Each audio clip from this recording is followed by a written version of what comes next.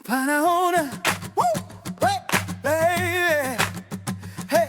Panahon na para dumating si Jesus. Panahon na para dumating si Jesus.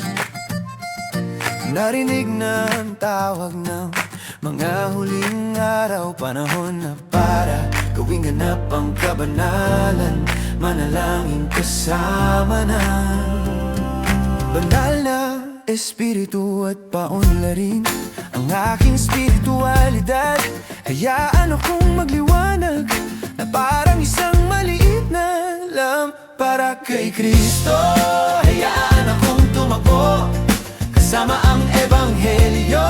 Panahon na para dumating si Jesus.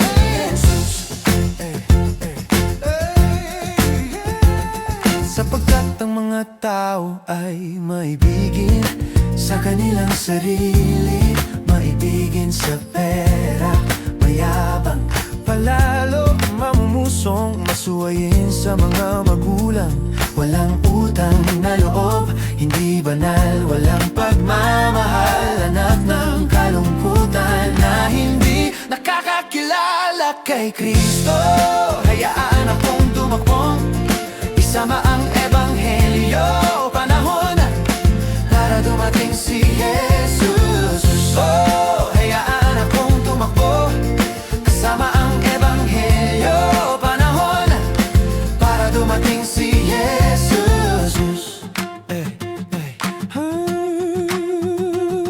Karamihan ng mga hindi nababago at mga maninirang puri, walang pagpipigil at mababangis, mga kaaway ng kabutihan at mga taksil, mga matitigas ang ulo at malalo, mga maibigin sa kalayawan kaysa mga maibigin sa Diyos na may anyo ng kabanalan. Ngunit tinatanggihan ang pagpapahid ng Espiritu at nawala ng kaalaman sa katotohanan. Anak ng kalungkutan na hindi nakakakilala kay Kristo.